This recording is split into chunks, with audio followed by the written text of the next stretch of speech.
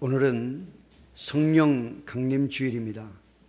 예수님께서 이 땅에 오셔서 사시고 십자가에 죽으시고 부활하시고 그 다음 승천하시기 전에 제자들에게 말씀하셨습니다.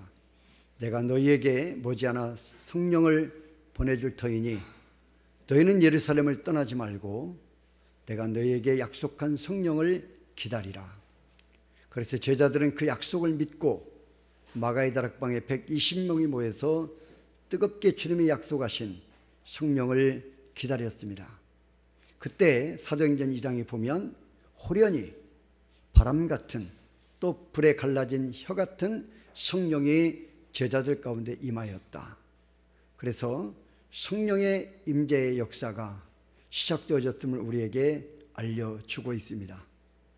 세대주의자들, 신학자들 중에 세대주의자들은 그렇게 말하죠. 구약시대를 성부 하나님의 주된 사역의 시대, 그리고 신약시대를 이제 성자 예수님의 주된 사역의 시대, 그리고 사도행전 2장에 나타난 성령의 역사, 오늘 우리가 살아가는 시대를 그때로부터 오늘 우리가 살아가는 시대를 성령 하나님의 주된 사역의 시대이다. 그렇게 구분하여 말하는 신학자들도 있습니다. 성부, 성자, 성령, 삼위 하나님을 우리가 따로 떼어놓을 수는 없지만 그러나 주된 사역, 창조, 구약의 창조 사역은 성부 하나님이 성자 예수님과 성령 하나님과 함께 주된 사역을 감당했고, 우리의 구원 사역을 위해서는 성자 예수님이 주된 사역을 감당했고, 또 이제 예수 그리스도가 전파되어지고 교회가 세워지고 하나님 나라가 확장되어지게 하는 일에 있어서는 성령 하나님이 주된 사역을 주도적으로 사용하신다. 그래서 우리가 성령 시대라고, 오늘 우리가 살아가는 시대를 성령의 주된 사역, 성령 시대라고 그렇게 구분지어 말하기도 합니다. 이제 우리는 이 성령이 이 땅에 성부 하나님과 성자 예수님을 통하여 보냄을 받고 우리 가운데 역사하시는 교회 시대, 복음의 시대를 주도하시는 성령의 임재를 기념하는 성령 강림 주일로 오늘 지켜드리고 있다. 여러분, 역사적이며 세계적인 한 마크가 있지요. 그것은 바로 이 크리스천 마크, 크리스천이라고 하는 마크입니다. 이 마크란 기호, 상품, 표지 등을 의미하는 것인데, 마크는 사람의 신분이나 단체나 물건의 내용이나 또는 소속의 특징을 알리는, 특색을 알리는 한 상징적 표식입니다.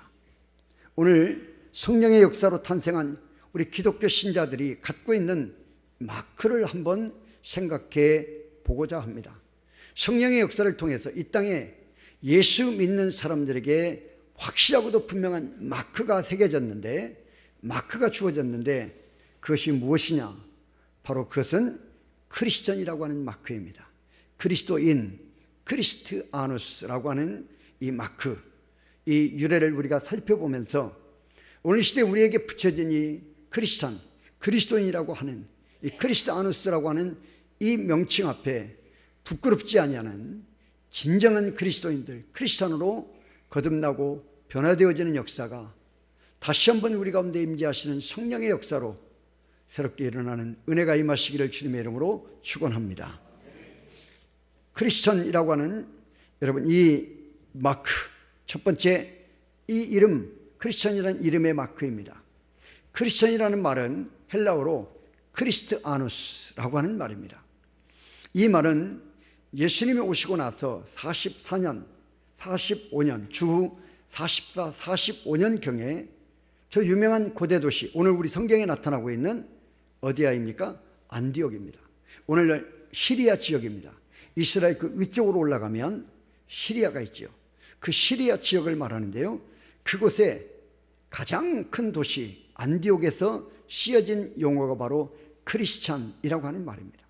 사도행전 11장 26절입니다. 우리 다 같이 한번 읽어봅니다. 시작. 제자들이 안디옥에서 비로소 그리스도인이라 일컬음을 받게 되었더라. 아멘. 제자들이 안디옥에서 비로소, 이 말은 이때부터 처음으로 그리스도인이라고 불려지기 시작했다. 그리스도인이라고 하는 이름이 이때부터 시작되어졌다 하는 의미가 되겠습니다. 여러분, 그로부터 이제 15년 후에 우리가 잘 아는 헤롯 아그리파 2세는 전도하는 바울을 비꼬는 어투로 그리스도인이라는 말을 사용하기도 했습니다. 사도행전 26장 28절입니다. 다 같이 시작. 아그리파가 바울에게 이르되 내가 적은 말로 나를 권하여 그리스도인이 되게 하려 하는도다. 바울이 지금 재판을 받기 위해서 지금 이 아그리파 2세, 헤롯 아그리파 2세 앞에 지금 서 있습니다. 아그리파 왕이 지금 바울을 신문하는데 바울은 그 신문에 아랑곳하지 않고 예수 그리스도가 부활했다, 예수 그리스도가 십자가에 죽으셨다, 그리고 부활하셨다, 그 예수 그리스도를 믿음으로만 구원을 받는다 라고 하는 예수 복음을 막 증거하기 시작하는 거예요. 그러니까 이 헤롯 아그리파 왕이 바울을 비웃고 비아냥하며 조소하면서 하는 말이 바로 이 말입니다. 아그리파가 바울에게 이르되 내가 적은 말로 나를 권하여. 여기 적은 말이라는 말은 무슨 말일까요? 말이 짧았다는 의미가 아니라 이 적은 말로라고 하는 말은 유혹하는 말, 속이는 말, 꼬드기는 말을 말하는 것입니다. 내가 거짓말로 또는 나를 유혹하는 말로, 나를 꼬드기는 말로, 나를 속이는 말로 나를 미혹시켜서 그리스도인이 되게 하려고 지금 내가 말하고 있다 하는 말입니다. 그로부터 5년 후에 로마 제국의 네로 황제에 의해서 기독교가 박해를 받고 있을 때 사도 베드로는 이렇게 말합니다. 베드로전서 4장 16절에 만일 시작. 만일 그리스도인으로 고난을 받으면 부끄러워하지 말고 도리어 그 이름으로 하나님께 영광을 돌리라. 아멘. 만일 그리스도인으로 고난을 받으면 부끄러워하지 마라. 오히려 그 그리스도인이라고 하는 이름으로 하나님께 영광을 돌리라. 왜? 그리스도인이라고 하는 이름은 결코 부끄러운 이름이거나 또 수치스러운 이름이 아니라는 것입니다. 그 이름은 자랑스러운 이름이기 때문에 어떤 고난 앞에서도 내가 그리스도인이라고 불려지는 것에 대하여 결코 후회하거나 부끄러워하지 마라. 오히려 하나님께 감사해라. 자랑하고 감사해야 된다 하는 말입니다. 여러분, 이런 크리스천이라는 말의 성경적 유래에서 우리 성도에게 주는 몇 가지의 뚜렷한 결론과 교훈을 받고자 합니다. 첫 번째, 크리스천이란 그리스도에게 소속한 개인이나 집단을 의미하는 공식적인 명칭이었다. 그리스도에게 소속된 개인 또는 집단, 이들을 총칭해서 부를 때 크리스천, 그리스도인이라고 불렀다는 것입니다. 이 크리스토아노스의 아노스라고 하는 말은 당시 사회의 어느 유명한 개인이나 단체에 소속된 경우에 사용하는 하나의 표식이었습니다. 예컨대 당시 가이사당, 헤롯당 또는 폼페이당 이런 게 있었어요. 이럴 때 이 가이사에게 속한 사람들을 가이사당, 헤롯에게 속한 사람을 헤롯당, 폼페이에 속한 사람들, 폼페이라고 하는 이름의 모인 무리들을 폼페이당이라고 불렀던 것처럼 예수 그리스도께 소속된 무리들을 무엇이라고 불렀느냐? 바로 크리스천이라고 불렀다는 것이에요. 그렇다면 이 크리스토아노스란 그리스도의 당, 곧 그리스도에게 소속되어 있는 무리들이라고 하는 뜻이 되겠습니다. 두 번째, 이 크리스천이라고 하는 이름은 불신자들이 신자들을 구별시킬 때 사용했던 용어이기도 합니다. 아마 안디옥의 행정관리들이 안디옥 사회에서 새로 일어난 신자들을 보호하거나 일반 안디옥 사람들과 구별시키기 위해서 크리스천이라고 호칭한 것 같다 하는 것이 신학자들의 또 다른 주장이기도 합니다. 당시 초대교회에서는 신자끼리 부르는 일반적인 호칭이 있었습니다. 그게 뭡니까? 성도, 우리 그리스도인들끼리 부르는 서로의 호칭이 있었어요. 그게 뭐냐면 성도 또는 형제들, 그리고 믿는 사람들, 그리고 제자들, 이런 이름이 있었습니다. 우리 그 유아실의 아이들 좀 관리해 주세요.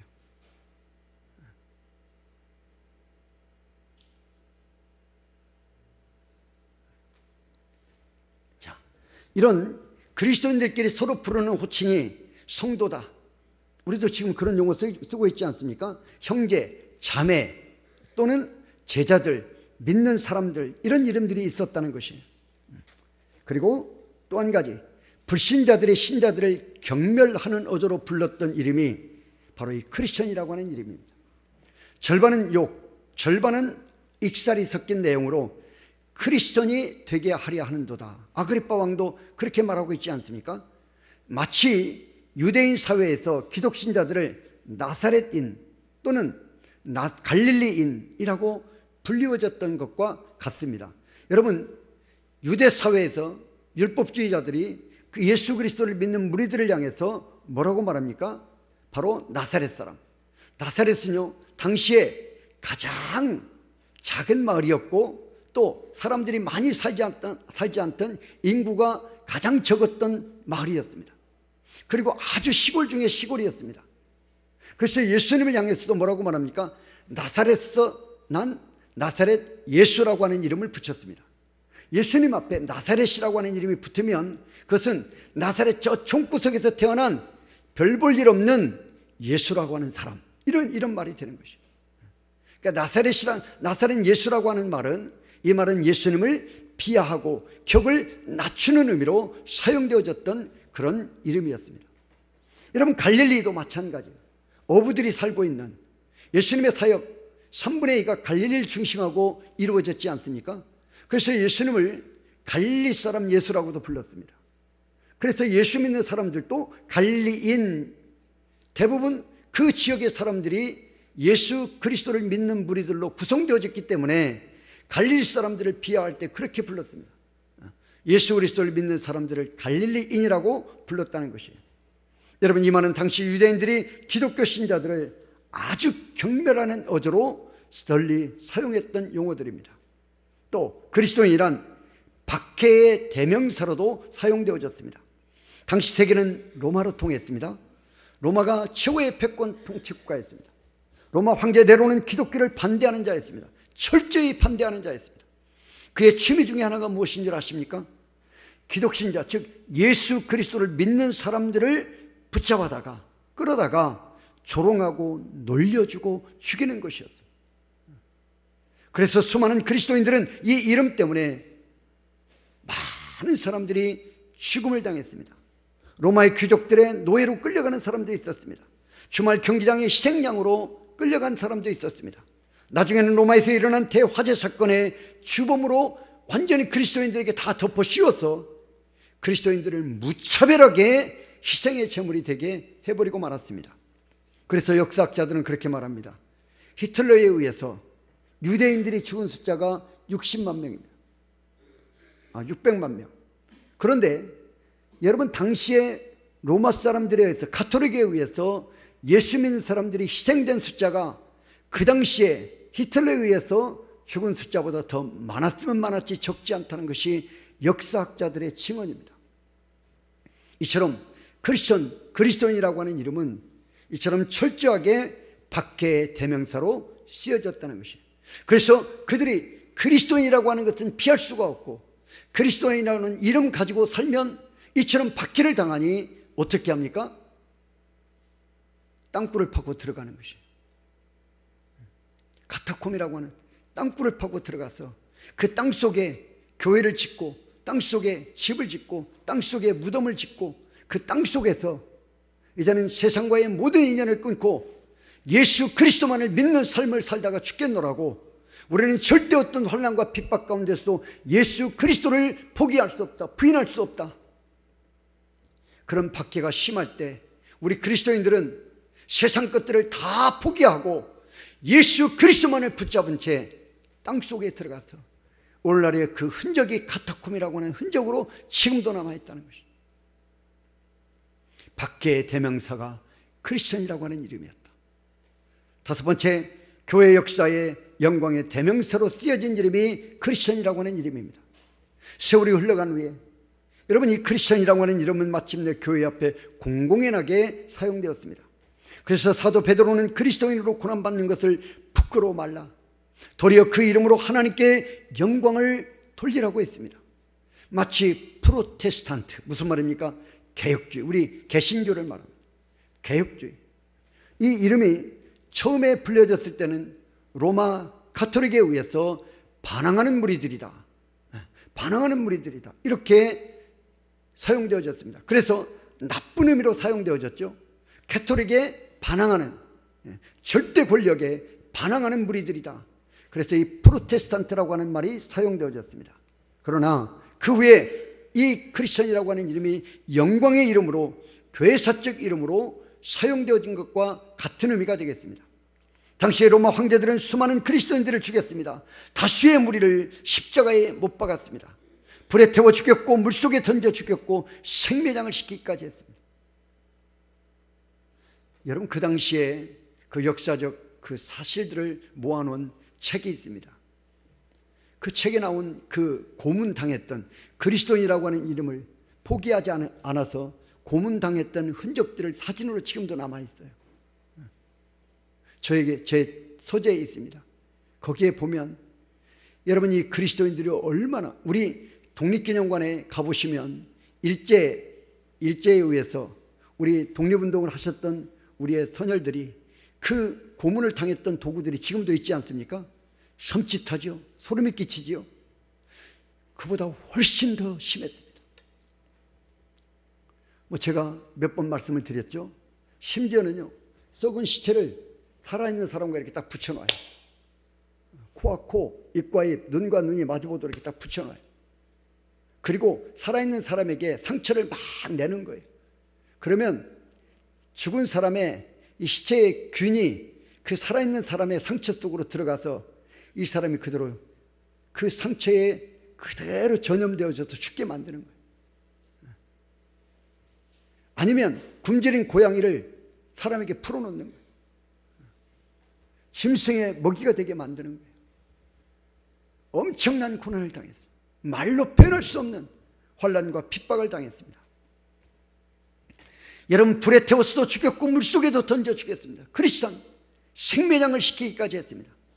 사나운 짐승 곧 개나 사자나 고양이나 황소 등에 물리고 찢겨 죽게 하고 목 베어 죽게 하고 목매달아 죽게 했습니다. 이들 모든 크리스천들이 죽음을 맞는 모든 제목은 무엇 때문입니까? 오직 한 가지입니다. 그것은 바로 그리스도인, 크리스천, 예수 그리스도를 믿는 자, 예수 그리스도께 소속된 자라는 이유 때문이었습니다. 단 한 가지입니다. 매우 간단한 이유입니다. 예수 믿는 사람이라는 이유 때문에 이런 환난과 핍박과 고난을 당했다. 죽음까지 당했다. 그럼에도 고귀한 원로들과 감독들, 수많은 아버지와 어머니들, 사랑스럽고 얌전한 부인들, 그리고 순진한 아이들이 모두 그리스도인이 된 것을 그들은 절대, 우리의 신앙의 선진들은 절대 부끄러워하지 아니하고 오히려 자랑으로 여기고 죽음 앞에서 미소를 지으며 그 죽음을 담담하게, 어떨 때는 기쁨으로 찬양하며 받아들였다는 것이에요. 성도 여러분, 그렇습니다. 우리에게 주어진 이 크리스천, 그리스도인이라는 마크, 이것은 위대하고 찬란한 생명의 마크요, 세상 무엇과도 바꿀 수 없는 축복의 별명이다. 그냥 우리에게 그리스도인이라고 하는, 크리스천이라고 하는 이름이 우리에게 그냥 주어진 것이 아니라 이와 같은 신앙의 선배들이 생명을 바치고 목숨을 바치고 자신의 삶의 모든 것들을 희생해서 얻어낸 이름, 지켜낸 이름, 전해준 이름이 바로 크리스천, 그리스도인, 예수 믿는 사람이라는 이름이라는 것입니다. 그냥 어느 날 갑자기 우리에게 주어진 그런 이름이 아니라는 것입니다. 생명 바쳐 얻어진 이름이 크리스천, 그리스도인이라고 하는 이름. 크리스천이라는 이름은 여러 가지 신앙 고백의 마크들이기도 합니다. 여러분, 이 그리스도인이란 예수 그리스도를 구주로 믿고 고백하는 생명적인 이름이었습니다. 저들은 그리스도인이 되었다고 하는 저들의 소속감이나 신분이나 고백의 표시 등을 다양한 모양들로 나타냈습니다. 그게 무엇입니까? 내가 크리스천이다, 내가 예수 믿는 사람이다, 내가 그리스도께 소속된 사람이다 하면 반드시 그들에게는 표식이 있었어요. 그게 뭐냐? 주일 예배였습니다. 예배를 드리는 자들, 주일이 되면 그들은 반드시 예배를 드린다는 것이 크리스천의 특징 중에 특징입니다. 이것은 일정한 장소의 모임으로 나타났습니다. 이 예배엔 반드시 무엇이 들어있습니까? 주 예수님의 교훈, 그리고 하나님의 말씀과 기도와 감사, 찬송, 그리고 거기에 성도들의 아름다운 교제가 있었던, 교제, 코이노니아, 교제가 있었습니다. 여러분, 변정학자 저스틴은 이러한 주일 예배 모임을 가리켜 일요일이란 날에 살고 있는 사람들이다. 이 말을 더 쉽게 말하면 따라서 합시다. 주일 때문에 존재하는 사람들. 누가? 그리스도인들, 크리스천들, 예수 믿는 사람들. 예수 믿는 사람은, 그리스도께 소속된 사람은, 크리스천은 주일 때문에 존재하는 사람이다. 주일을 위하여 사는 사람이다. 주일 때문에 살고 주일 때문에 죽는 사람들. 예수 그리스도 크리스천이라는 이름을 가진 사람들의 반드시 나타나는 마크, 그것은 주일날 예배를 드리는 자들이다. 예배하는 자들이다. 여러분, 그래서 역사학자 카시아스는 전혀 새로운 풍습이다. 그렇죠. 그 당시에 로마 사회, 그 당시에 유대주의 사회, 여러분 그 당시에 유럽 사회에서는 전혀 볼 수 없는, 전혀 상상할 수 없었던 일들이 그리스도인들 모습 속에 나타난 것이, 그들은 주일이 되면 모여서 일정한 장소에 모여서 하나님의 말씀을 읽고 그 말씀에 은혜를 받고 그 말씀에 따라서 찬양을 하고 감사를 하고 새 힘을 얻고 그 말씀을 통해서 또 성도 안에 아름다운 코이노니아 교제를 나누는 것이, 함께 떡을 내고 떡을 나누고 함께 서로를 위로하고 함께 서로를 격려하며 함께 그리스도인됨을 기뻐하는 예배가 있더라. 예배가 있더라. 그리스도인됨의 표시, 크리스찬의 표시라는 것이. 더 틀리하는 말합니다. 저들의 모습은 환난 날을 대비하는 모습이다. 그렇죠. 마지막 날 주님이 임재하실 때 그리스도인들이 모여서 주님을 찬양하다가 불림을 당하는, 불림을 받는 모습과 같은 것이다 라고 그렇게 말했습니다. 이와 같이 그리스도인에게 첫 번째 표식은 바로 예배를 드린다. 예배를 드린다. 두 번째는 세례와 성찬이 있었다는 것이에요. 저들은 세례로 옛사람을 주님과 함께 장사 지내고 부활한 새 생명을 받았다는 표식으로 생각했습니다. 그렇죠. 우리가 세례라고 하는 이 밥티즘이라고 하는 이 말은, 우리가 공식적으로는 우리는 장로교에서는 지금 약식 세례를 하고 있는데 원래 침례가 맞습니다. 침례. 예수님 요단강에서 세례 요한에게 세례, 우리는 세례라고 하는데 침례 받았다. 침례교회가 밥티즘입니다. 이 말은 물속에 완전히 사람이 잠기는 거예요. 코를 잡고 사람을 이렇게 완전히 물속에 집어넣습니다. 잠기고 다시 꺼내는 거예요. 이게 세례요, 침례입니다. 무슨 의미입니까? 옛사람은 물속에 잠겨서 죽고 이제는 다시 꺼내면 새 사람이 되었다는 것이죠. 예수 믿음으로 옛사람은 죽고 예수 믿음으로 나는 새 사람이 되었다. 이게 세례입니다. 그리고 이제는 주님의 살과 피를 먹고 마시는 것, 무엇입니까? 나는 이제 이전의 육신의 양식으로 사는 것이 아니라 하나님 입에서 나오는 말씀으로 사는 존재이다. 나는 떡으로 만족하는 존재가 아니다. 나는 세상이 주는 양식으로 만족하며 사는 존재가 아니라 나는 하나님의 입에서 나오는 말씀으로 새로운 영의 양식을 먹어야만 배불려지고 사는 존재이다 하는 것을 성찬식을 통하여 그들은 확인했다는 것입니다.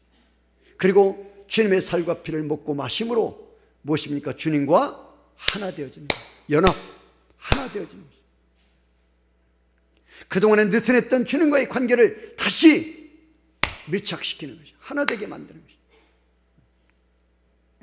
특별히 성찬은 유카리스티아라고 하면서 그 성찬의 가장 핵심적인 내용 중에 또 하나는 무엇입니까? 감사가 있었다. 하나님 앞에 감사를, 예수님을 우리에게 보내어 주셔서 우리로 하여금 예수 믿고 거듭나 새 사람이 되게 하고, 그리고 주님과 늘 하나 되게 하시는 은혜를 베풀어 주심에 감사합니다. 감사의 고백이 세례와 성찬 예식 속에 있었다 하는 것입니다. 세 번째는 사랑과 순결 도덕 생활입니다. 여러분, 이것은 처음에 예루살렘 교회에서 일어난 운동이었습니다.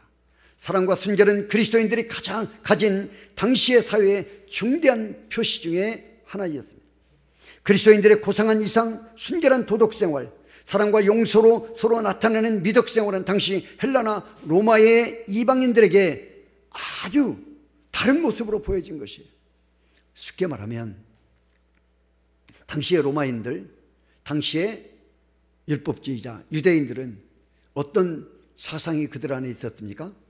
나만 성공하면 되는 것이, 남을 받고 서서라도 나만 잘 먹고 나만 잘 살고 나만 성공하면 되는 그것이 그 사회의 전체에 뿌리 내려진 그런 의식들이었습니다. 그런데 그리스도인들은 사도행전 2장에 나타나죠. 사도행전 2장에 뭐라고 말합니까? 47절 쭉 나오죠. 자, 서로 소유를 팔아 각 사람의 필요를 따라 나누어졌다. 모이기를 힘썼다. 기도했다. 찬양했다. 이런 모습이 지금까지는 유대 사회에서도 볼 수 없었고, 로마인들, 이스라엘을 정복하고 있었던 정복자 로마인들에게는 전혀 생소한 모습으로 보여진 것이에요. 자신들의 사회에서는 전혀 볼 수 없었던, 자신들의 의식 속에는 전혀 없었던 모습들이 보여지고 있다는 것이에요. 서로 사랑합니다. 전혀 피를 같이 나누지 않았는데, 가족이 아닌데 가족이라고 하는 것이, 형제라고 하는 것이, 자매라고 하는 것이, 이웃이라고 하는 것이, 우리는 한 공동체, 한 가족이라는 것이.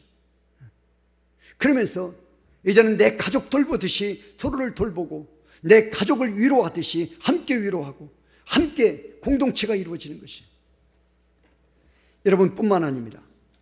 뿐만 아니라 성도들끼리 나누는 이 사랑의 구제생활, 각 사람의 소유를 막 팔아요. 그래서 서로 필요를 따라 막 나눠주는 거예요. 나보다 더 연약한 사람들에게 내 것을 내어서 그들을 도와주는 것이. 여러분, 상부상조하던 생활이 불신사회의 큰 감동으로 나타났다. 결국 이러한 사랑과 순결의 도덕이 많은 사람을 그리스도인이 되게 하는 접촉점이 되고 접경이 되게 하였다는 것이죠. 여러분, 우리 한국교회도 똑같습니다. 초기 기독교가 이 땅에 들어왔을 때, 여러분, 전혀 불교사회, 고려시대 불교, 그리고 조선시대 유교, 이런 전통적인 관습에 얽매여 있었던 우리 현대사회에, 그 영향으로 이어져 온 현대사회에 전혀 볼 수 없는 모습이 보여지는 것이, 그리스도인들 사이에서, 교회를 중심으로 해서. 여러분, 그 당시에요, 고아원이나 그 다음에 뭡니까? 사회복지운동은 정부가 주도했던 것이 아닙니다. 초기의 복지운동은 교회가 주도했습니다. 우리 신앙인들이 주도했습니다. 국가가 힘이 없었어요. 국가가 돈이 없었어요.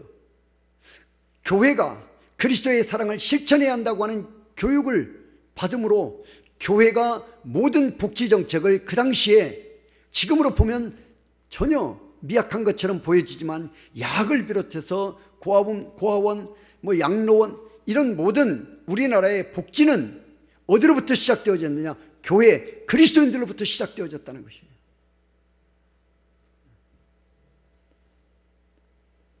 이런 모습들이 사회에 선한 영향력을 끼쳐서 우리나라의 70년대, 80년대 엄청난 붕의 역사가 이루어지는 계기가 되어졌다는 것이에요. 저들은 다르다는 것이죠. 저들은 도덕적으로, 저들은 순결함으로, 저들은 인격적으로, 예수 믿는 사람들은 자신들과 다르다는 것이죠. 우리나라에 복음이 들어왔을 때 그 당시에 여러분 얼마나 많은 음란과 죄악들이 많았습니까? 우리나라에 1943년 붕의 불길이 타올랐을 때 무엇으로부터 시작된 줄 아십니까? 평양의 대풍운동은 회개운동으로부터 시작되어졌습니다. 선교사들부터 시작해서 길선주 목사님, 당시의 전도사입니다.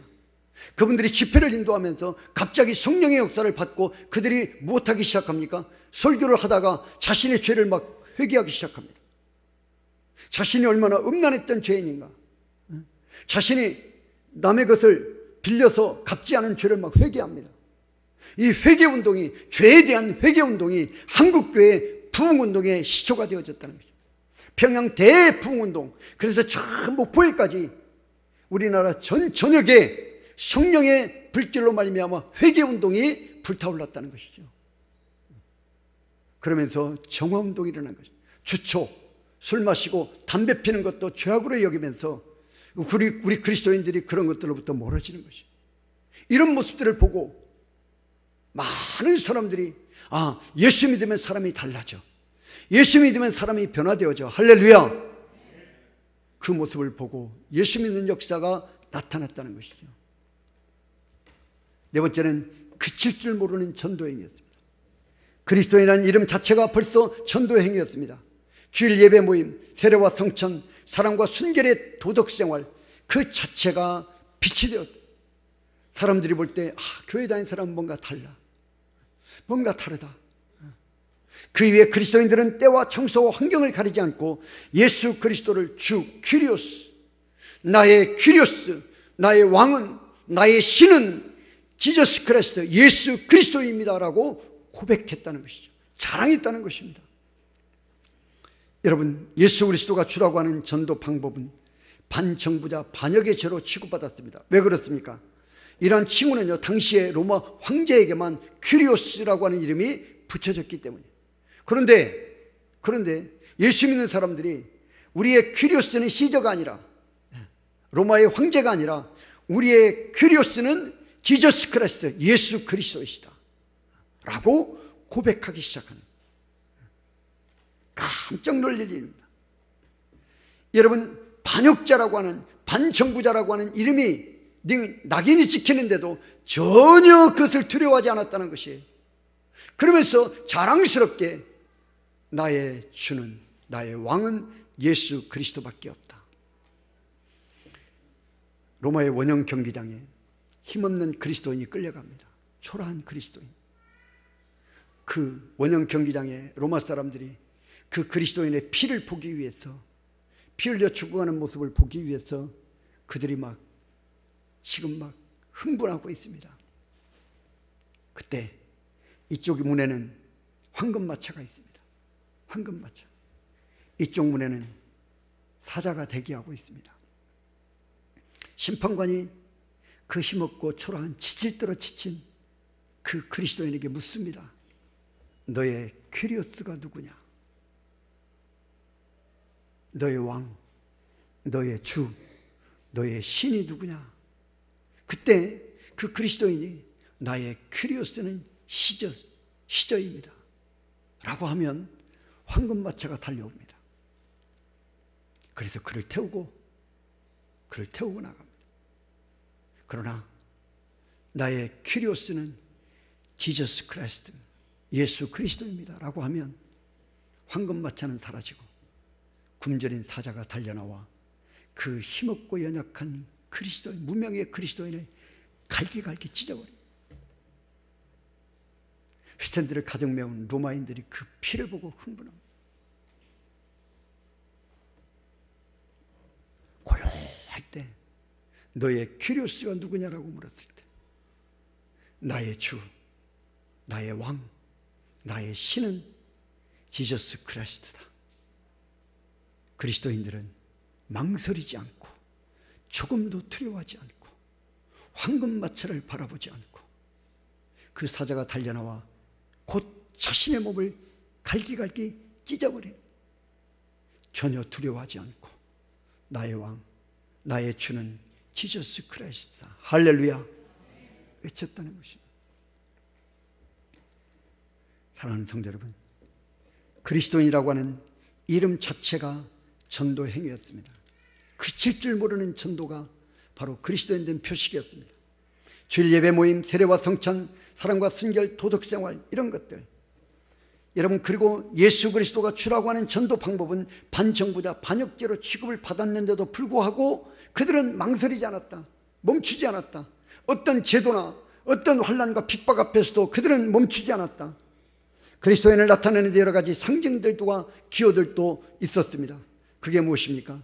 가장 대표되는 것이 십자가의 영이었습니다. 이는 예수님의 죽음과 부활의 부활신앙의 마크였습니다. 십자가. 지금도 우리가 십자가 그리면 뭡니까? 그리스도인, 크리스찬이라고 그래요.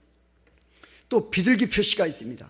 이것은 성령과 화평의 상징으로 그리스도인들을 일컬을 때 비둘기 마크를 새겼습니다. 세 번째는 닷, 배의 닻입니다. 이것은 배의 닻으로 영생폭으로 향하는 희망을 그리스도인들은 품고 살아가는 자들이다 라고 할 때 닷을 그렸습니다. 또 배를 그렸습니다. 이것은 노아의 방주의 구원을 상징하는 것이었어요. 노아의 방주가 구원을 상징하듯이 그리스도인들은 구원받은 구원을 상징하는 의미로 배를 그렸습니다. 우리가 잘 아는 다섯 번째 물고기가 있습니다. 익두스라고 하는 물고기, 지금도 마크 있죠.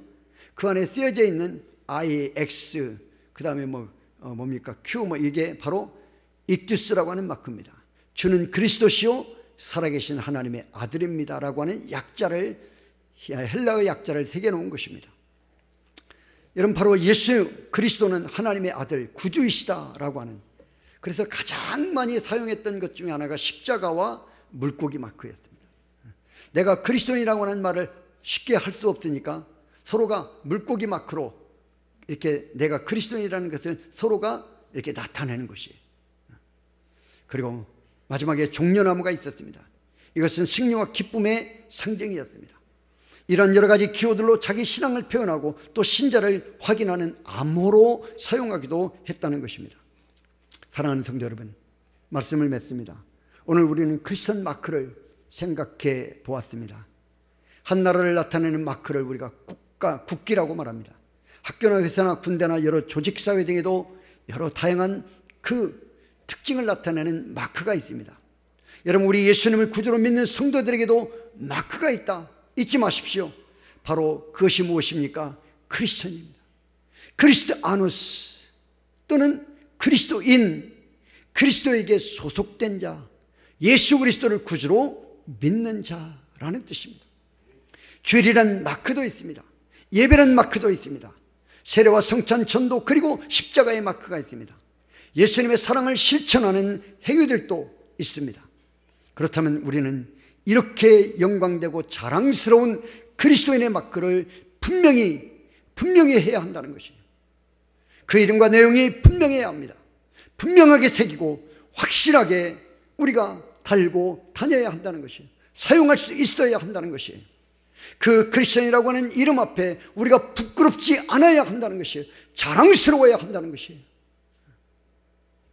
여러분, 이 크리스천이라고 하는 이 마크, 성별의 표식입니다. 생명의 표식입니다. 사망과 마귀와 사탄을 이기는 표식입니다. 영과 육의 성부성자 성령의 인침을 받은 자는 크리스천 마크를 달고 어떤 환경, 어떤 형편 속에서도 크리스천 행세를 분명히 하는 자들이다. 크리스천이라고 하는 이 거룩하고 경건한 이름을 우리가 부끄럽지 않게 하는 자들이어야 한다 하는 것입니다. 오늘 저와 여러분을 향하여 세상 사람들은 저들은 크리스천이다, 저들은 그리스도인이다, 저들은 예수 믿는 사람들이다 라고 말합니다. 이 이름이 그냥 우리에게 거저 주어진 것이 아니라 성령의 역사로 말미암아 또 우리의 신앙의 선배들이 생명 바쳐 목숨 바쳐 우리에게 계승된 이 거룩하고 경건하고 위대한 이름, 축복의 이름, 크리스천, 그리스도인이라고 하는 이 이름을 우리 시대에 나로 인하여 부끄럽게 세상에 여기지 않게 하는, 오히려 자랑스럽게 여기게 하는 우리 좋은 가족들 다 되어주시기를 주님의 이름으로 축원합니다.